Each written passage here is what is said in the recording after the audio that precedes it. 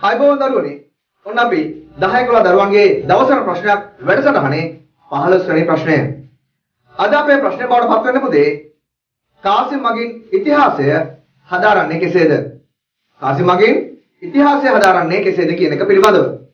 මොනවා පුතේ කාසි කියලා කියන්නේ? කාසි කියලා කියන්නේ රටක ආර්ථිකය මයින ලබන සාධකය. එහෙමනම් කාසි නිකුත් කරන්නේ අපි මොනවා කරන්නද? වෙළඳාම් කරන්න සහ ගනුදෙනු සිදු කිරීම සඳහා. වෙළඳ ගනුදෙනු සිදු කිරීම සඳහා. එහෙමනම් ලංකාවෙන් හම්බෙලා තියෙන පැරණිම කාසිය මොකක්ද? ලංකාවේ හම්බෙලා තියෙන පැරණිම කාසිය අපි කියනවා රන් කහවණු කියලා. මෙන්න මේ රන් කහවණු වලින් අපිට දකින්න පුළුවන් වෙනවා. මේවට අපි කියනවා රන් කාසි කියලා. මේවා පුතේ හස් ඔබලා තියෙනවා. මොනවද හස් ඔබලා කියලා තියෙන්නේ? හස් ඔබලා කියලා කියන්නේ මේ මුද්‍රාව සීල් එකක් තියලා තියෙනවා. ඒතර මෙන්න මේ විදිහට විවිධ සංකේත භාවිතා කරලා නිර්මාණය කරපු කාසි දකින්න හම්බ වෙනවා. එහෙම දකින්න හම්බ වෙන වැදගත්ම කාසියක් බවට පත් වෙනවා ස්වස්තිකය සහ දරණ අතාසහිත කාසිය. ස්වස්තිකය සහ දරණ අතාසහිත කාසිය. ඒතර මෙන්න මේ විදිහට නිර්මාණය කර විවිධ රජවරුන් ඈත අතීතයේ ඉඳලා අනුරාධපුර යුගයේ රජරට ශිෂ්ටාචාරයේ මුල් යුගයේදී පණ්ඩුකාභය රතුමගේ කාලේ ඉඳලා නිකුත් කරපු කාසි පිළිබඳව මේ වෙනකොට අපි අධ්‍යයනය කරමින් ඉන්නවා. ඒකෝද කොහොමද අපි කාසියකින් රටක ඉතිහාසය තීරණය කරනු ලබන්නේ? මෙන්න මේක වැදගත් ප්‍රශ්නයක්. කාසියකින් කොහොමද රටක ඉතිහාසය තීරණය කරනු ලබන්නේ? පළවෙනි කාරණාව පුතේ මතක තියාගන්න ඕන මේ කාසියක් අතීතයේ නිකුත් කරනකොට නිකුත් කළේ විවිධ ලෝහයන් මත පදනම් වෙලා. ඒ කියන්නේ රත්තරන් භාවිතා කරලා, රිදී භාවිතා කරලා, තඹ භාවිතා කරලා මෙන්න මේ විදිහට රන් කාසි, තඹ කාසි, රිදී කාසි, ඊළඟට ලෝකඩ කාසි වගේ කාසි වර්ග අපිට දකින්න පුළුවන් වෙනවා. ඒ අනුව කාසියේ වටිනාකම තීරණය වුණේ ඒ කාසිය නිර්මාණය කරලා තියෙන ලෝහය මත. ඒතරොත් මෙන්න මේ විදිහට කාසි නිකුත් කරනකොට මේක අපි දන්නවා ලෝහ නිස්සාරණය කියන එක ලේසි පහසු වැඩ කටයුත්තක් නෙමෙයි.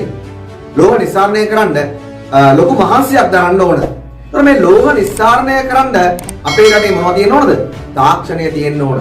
එහෙමනම් වෙන කාසි පිළිබඳව අධ්‍යයනය කරනකොට අපිට අපේ රටේ තිබිච්ච තාක්ෂණය පිළිබඳව අවබෝධයක් ලබා ගන්න පුළුවන් වෙනවා. ඊළඟට පුතේ මේ කාසි තාක්ෂණය නිර්මාණය කරලා ලෝහයක් නිස්සාරණය කරන් පස්සේ මේ කාසියට පුතේ මම කිව්වා අච්චුවක් හදන්න ඕන.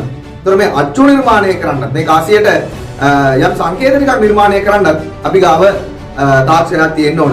ඒ වගේම විවිධ රජවරුන් භාවිතා කරපු කාසිවල විවිධ සංකේත භාවිතා කරලා තියෙනවා.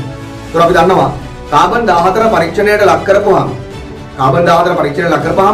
මේ කාසියක් හම්බුනහම ඒ කාසිය අයිති රජතුමා කවුද කියලා අපිට හොයාගන්න පුළුවන් වෙනවා. ඊළඟට පුතේ අපිට දකින්න හම්බ වෙනවා සමහර රජවරුන්ගේ කාලේදී එක එක කාසි වර්ග අපිට හම්බ වෙලා තියෙනවා. අඩු වැඩි වශයෙන් හම්බ වෙලා තියෙනවා. ඒතර මේ හම්බ වෙලා තියෙන කාසි වර්ග අනුව ඒ කාලේ තිබිච්ච ආර්ථික ස්ථාවරත්වය පිළිබඳව වෙළඳ ගනුදෙනු පිළිබඳව අපිට තොරතුරු අධ්‍යයනය කරන්න පුළුවන් වෙනවා. ඒ වගේම රජතුමාගේ කාසිය අපිට හම්බෙලා තියෙන ස්ථානය අනුව රජතුමාගේ බලය ව්‍යාප්ත වෙලා තිබිච්ච ප්‍රදේශ ගැනත් අපිට තොරතුරු ලබා ගන්න පුළුවන් වෙනවා. අර ඊට පස්සේ පුතේ අපිට සමහර කාසිය අපිට දකින්න හම්බ වෙනවා ලංකාවේ නැතුව පිට රටවල් වලින් අපිට හම්බ වෙලා තියෙනවා. ඒතර අන්න මේ රජවරුන් විදේශ වෙළඳාම පවත්වපු ආකාරය පිළිබඳව අපිට තොරතුරු ලබා ගන්න පුළුවන් වෙනවා.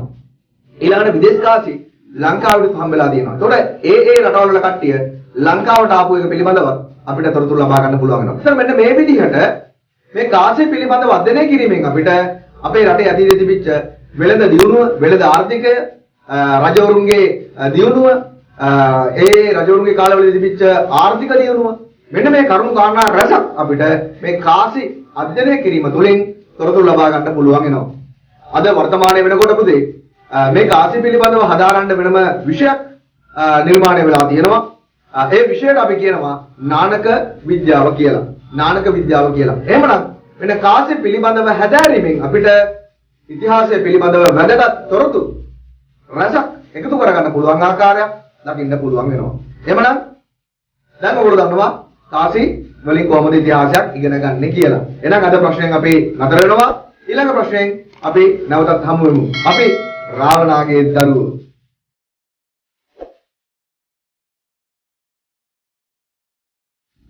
ඉතිහාසය ප්‍රශ්න පත්‍ර පන්තිය 10 හා 11 ශ්‍රේණි සඳහා වෙන වෙනම 6 ශ්‍රේණියේ සිට 11 ශ්‍රේණිය දක්වා සියලුම ඉතිහාස පන්ති සඳහා දැන් සිසුන් බඳවා ගැනේ. ලියාපදිංචිය සඳහා පහත ඩිස්ක්‍රිප්ෂන් එකෙහි ඇති ලින්ක් එක වෙත යන්න. විස්තර සඳහා 077 68 222 77 අංකයට WhatsApp කරන්න. OP Education ඉගෙන ගන්න හොඳම තැන.